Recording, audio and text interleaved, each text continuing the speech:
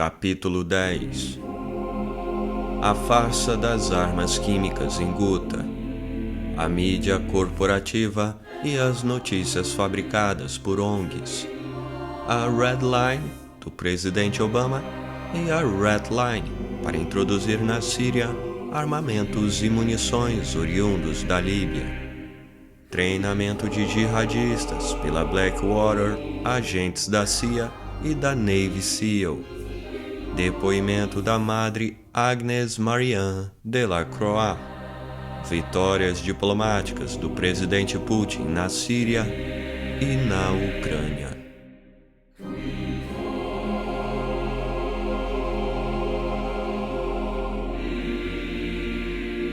Ao contrário do que o presidente Obama disse, o que makes America different, exceptional, o que torna a América diferente, excepcional, não era a humility, humildade, nem nunca perder a vista dessa verdade essencial, sight of that essential truth. O que fazia a América diferente, excepcional, eram a hipocrisia, o cinismo e a capacidade de mentir que seus governantes tinham. E o fato foi que tanto o presidente Barack Obama quanto o secretário de Estado John Kerry estavam simplesmente a ludibriar a opinião pública ao dizerem que tinham strongly with high confidence, fortemente com alta confiança, e que o relatório dos inspetores da ONU apresentava crucial details that confirm that Assad regime is guilty of carrying out that attack em Ghouta. Detalhes cruciais que confirmam que o regime de Assad é culpado de realizar esse ataque em Ghouta. O Report on the Alleged Use of Chemical Weapons, o relatório sobre o alegado uso de armas químicas na área de Ghouta de Damasco em 21 de agosto de 2013, divulgado em 15 de setembro de 2013, e o relatório final, publicado em 12 de dezembro, corroboraram o uso de armas químicas em Ghouta e em outros lugares da Síria. No entanto, os inspetores que fizeram in loco as investigações não chegaram a qualquer conclusão sobre os autores do ataque, não explicitaram a responsabilidade, muito menos puderam atribuí-la inequivocadamente ao regime do presidente Bashar al-Assad, ao contrário do que declarou o presidente Barack Obama a corromper a verdade. O presidente Obama e seu secretário de Estado, John Kerry, deviam estar cientes da provocação articulada pelo príncipe Bandar bin Sultan em virtude do suporte que a Arábia Saudita dava aos rebeldes na Síria.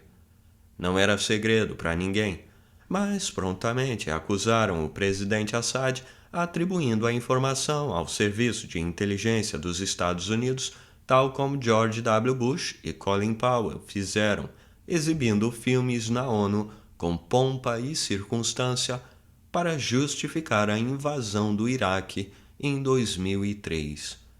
E a mídia corporativa, de propriedade dos big business, os grandes consórcios americanos, com seus interesses comerciais e financeiros, conforme observou o general Wesley Clark, constituiu, outra vez, parte integrante da campanha contra a Síria, como em outras guerras modernas.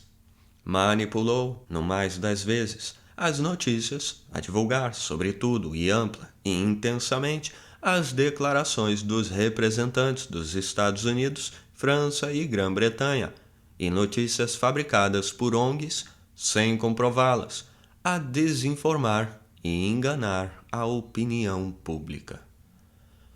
O ex-ministro de Assuntos Estrangeiros da França, Roland Dumas, 1984 a 86, durante a gestão do primeiro-ministro Laurent Fabius, em entrevista à La Chaîne Parlementaire TV Network, LCP, revelou que a Grã-Bretanha estava a planejar e a organizar a guerra contra a Síria desde 2 anos antes do início das demonstrações contra o regime do presidente Assad, ocorridas no início de 2011.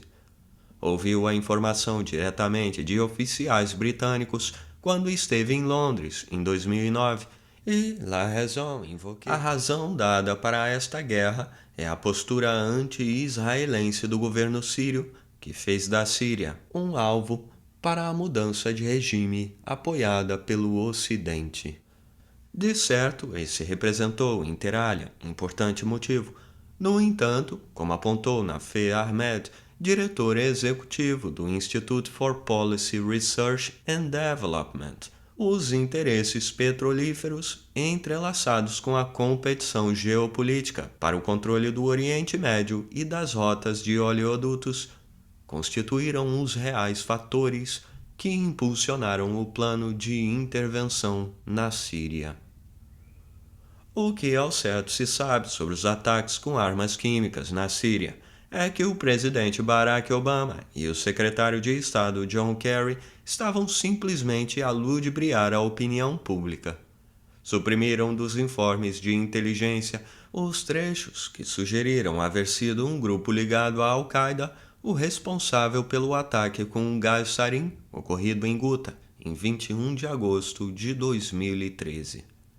Com efeito, o notável jornalista Seymour Hersh revelou na London Review of Books que os serviços de inteligência dos Estados Unidos, um mês antes do ataque com gás sarin ocorrido em Ghouta, já haviam produzido uma série de relatórios altamente secretos e confidenciais que culminavam com uma formal Operations Order, documento precedente a uma grande invasão, apontando evidências de que o grupo jihadista Al-Nusra Front, afiliado à Al-Qaeda, possuía equipamento capaz de produzir gás sarin em larga quantidade. Quando o ataque ocorreu, a suspeita poderia haver recaído sobre esse grupo, mas, conforme o notável jornalista Seymour M. Hersh, abre aspas, Barack Obama não contou toda a história neste outono, quando tentou argumentar que Bashar al-Assad foi responsável pelo ataque com armas químicas perto de Damasco em 21 de agosto. Fecha aspas. Ele, Barack Obama, omitiu important intelligence, picked intelligence to justify a strike against Obama omitiu inteligência importante, escolheu inteligência para justificar um ataque contra Assad e, em outras partes, apresentou presunções como fatos. Aos médicos que prestaram assistência às vítimas civis foi dito que as armas químicas usadas em Ghouta e em outros lugares haviam sido entregues aos jihadistas pela Arábia Saudita via o príncipe Bandar bin Sultan, responsável pelo transporte e negócio para a preparação do ataque.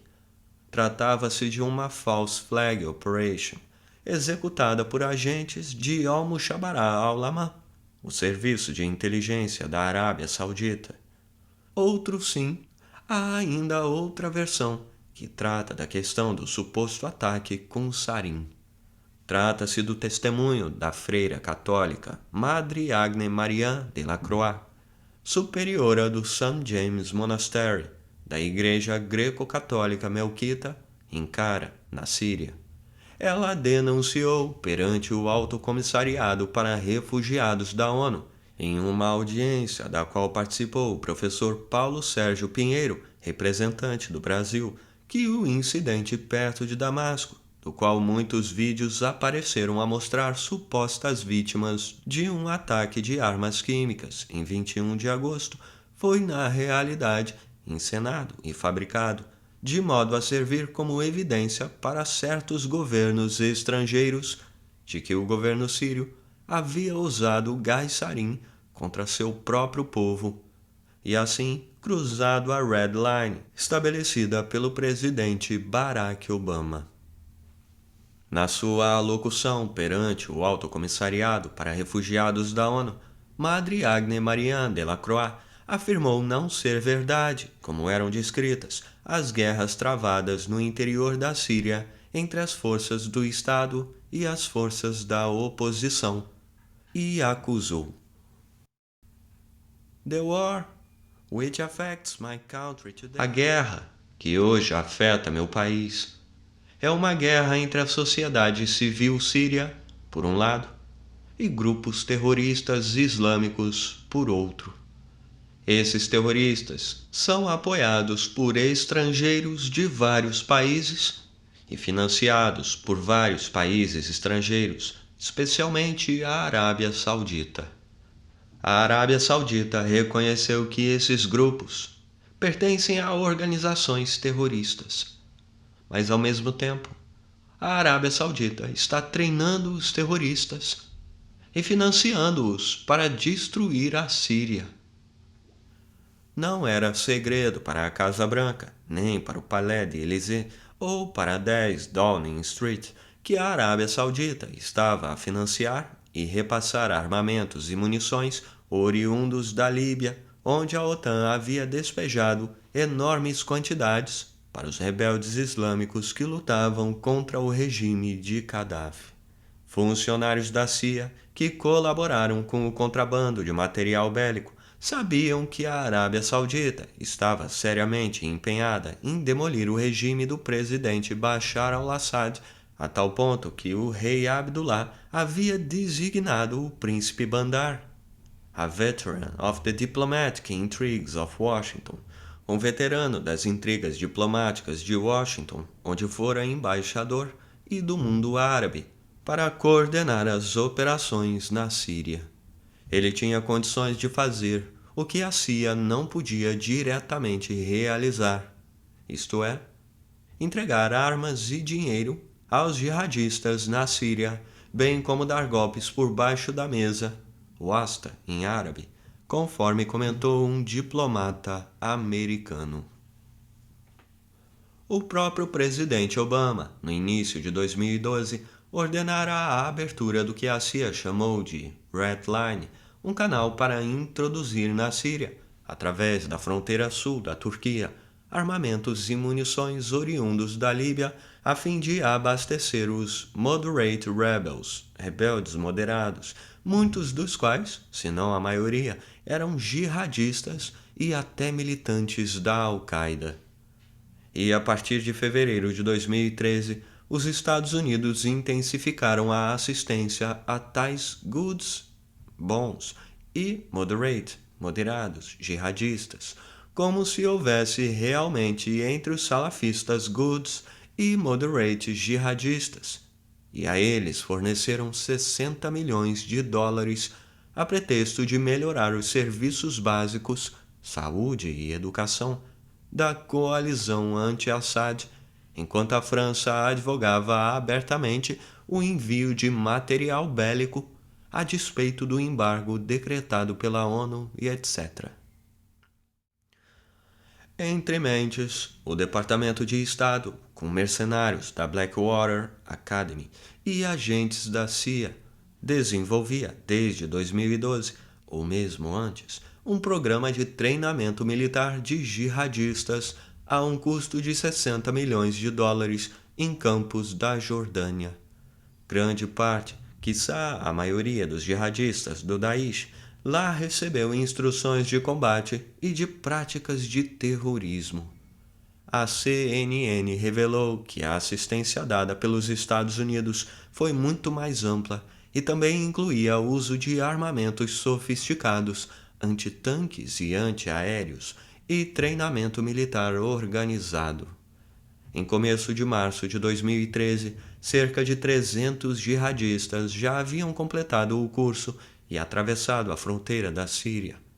Os que recebiam treinamento, ministrado por mercenários da Blackwater, oficiais da Navy SEAL Team 6, SOF e agentes da Força Paramilitar da CIA, evidentemente não eram rebeldes sírios, moderados, mas jihadistas sunitas e terroristas estrangeiros oriundos de diversos países, inclusive da Europa. Aquela época, junho de 2013, Abdullah Mansur, primeiro-ministro da Jordânia, revelou que cerca de 900 soldados dos Estados Unidos já estavam aquartelados no país, na fronteira da Síria. dos quais 200 era para treinamento de pessoal em armas químicas, se fossem usadas, e 700 encarregados de manejar o sistema de mísseis de defesa Patriot e jatos de guerra F-16. Em 17 de abril de 2013, Chuck Hagel, secretário de Defesa dos Estados Unidos, ao depor perante o Senate Armed Forces Committee, Comitê de Forças Armadas do Senado, admitiu que "The best outcome for Syria and the region is a negotiated political transition." O melhor desfecho para a Síria e para a região é uma transição política negociada, mas asseverou que a military intervention is always an option. It should be an option, but an option of last resort. Uma intervenção militar é sempre uma opção. Deveria ser uma opção, mas uma opção de último recurso. Adiantou o reconhecimento da Syrian Opposition Coalition, SOC, como uma legítima representante do povo sírio e que o presidente Obama lhe prometeu prover com 17 milhões de dólares de ajuda não letal e equipamentos médicos, bem como confirmou que o Departamento de Estado e a USAID também prestavam assistência à Moderate Opposition, a oposição moderada, assistência essa que envolvia o treinamento de 1.500 líderes e ativistas sírios de mais de 100 conselhos locais. Caso, porém, os Estados Unidos optassem pela intervenção militar direta, empregariam forçosamente tropas da Special Forces e unidades regulares a fim de preparar dentro da Síria Black Operations e Covert Actions, ações encobertas, bem como unidades de defesa antiaérea a resguardar a Jordânia contra os ataques retaliatórios, pois lá já se encontravam 200 soldados da 1ª Divisão Armada que instalaram o quartel-general na fronteira com a Síria. O plano, ainda segundo Hagel, previa rápido incremento para 20 mil ou mais soldados, aguardando ordem da Casa Branca para efetuar a invasão. De fato, Al-Mushabarat al-Ulama da Arábia Saudita e do Daira al-Mushabarat al-Ulama General Intelligence Department, GID, o serviço secreto da Jordânia, juntamente com a CIA, selecionavam e treinavam jihadistas na Jordânia para que combatessem e cometessem atentados terroristas contra o regime de Bashar al-Assad e seus aliados do Hezbollah, enquanto Adel al-Jubeir, embaixador da Arábia Saudita em Washington, estava a fazer lobby com a intenção de persuadir o Congresso e o presidente Obama a expandir a atuação dos Estados Unidos contra o regime de Bashar al-Assad. Entre mentes, navios de guerra dos Estados Unidos, Grã-Bretanha e França já se encontravam no Mediterrâneo, preparados com mísseis Tomahawks para atacar a Síria, respaldando os jihadistas. Eram 5 destroyers, um navio de assalto anfíbio, USS San Antonio, LPD-17, com uma centena de Marines a bordo e dotado de plataforma para helicópteros, ademais dos porta-aviões USS Harry Truman e USS Nimitz na região do Golfo Pérsico. O bombardeio visaria atingir 50 alvos, inclusive bases aéreas, onde helicópteros fabricados na Rússia estacionavam, bem como locais de comando, arsenais e quartéis militares. Porém, excluía os depósitos de armas químicas, devido aos riscos de causar desastre ambiental e humanitário, e abrir as portas para ataques dos militantes muçulmanos. A intervenção militar dos Estados Unidos, conforme anunciada pelo presidente François Hollande e seus aliados, devia começar em 4 de setembro, dia em que o presidente Obama reafirmou, como um imperador global, "I didn't set a red line. The world set a red line. Eu não delimitei uma linha vermelha. O mundo delimitou uma linha vermelha. Em um acesso de paranoia e esquizofrenia política, falou como se fosse o mundo que tivesse estabelecido uma red line. O presidente François Hollande também estava disposto a impulsionar a intervenção militar na Síria juntamente com os Estados Unidos. Porém, mais de 2/3 da população francesa, 64%, opuseram-se a que a França fizesse coalizão com os Estados Unidos para mais uma guerra no Oriente Médio, conforme sondagem da opinião pública realizada pelo Institut d'études de marché et d'opinion, BVA, juntamente com o canal de informação ITélé, CQFD, e publicada pelo jornal Le Parisien. Outro sim, pesquisa realizada por The Washington Post ABC News mostrou que nos Estados Unidos, vasta maioria do povo, cerca de 6 em 10 americanos, 60%, democratas e republicanos, era contra os ataques com mísseis e a intervenção na Síria, a pretexto do suposto uso de armas químicas em um subúrbio de Damasco. A despeito de Washington bater os tambores, drumbeat, de guerra, a pesquisa revelou que havia no povo little appetite, um pequeno apetite para operações de guerra na Síria, e a resultado semelhante chegou a pesquisa realizada pela NBC News. Outra pesquisa, realizada pela CNN dias depois, demonstrou que a oposição aos ataques crescera para 70%, 7 em 10 americanos. Em tais condições, sem autorização da ONU, sem respaldo da opinião pública doméstica e internacionalmente, o Prêmio Nobel da Paz, Barack Obama, teve de recuar do seu propósito de punir, como um deus terrestre, o presidente Bashar al-Assad por um crime do qual evidências nem provas havia de que ele cometera. Nem Obama nem François Hollande tiveram condições de realizar seus desígnios bélicos e assim servir aos interesses das companhias petrolíferas e de Israel. Não contaram com aliados.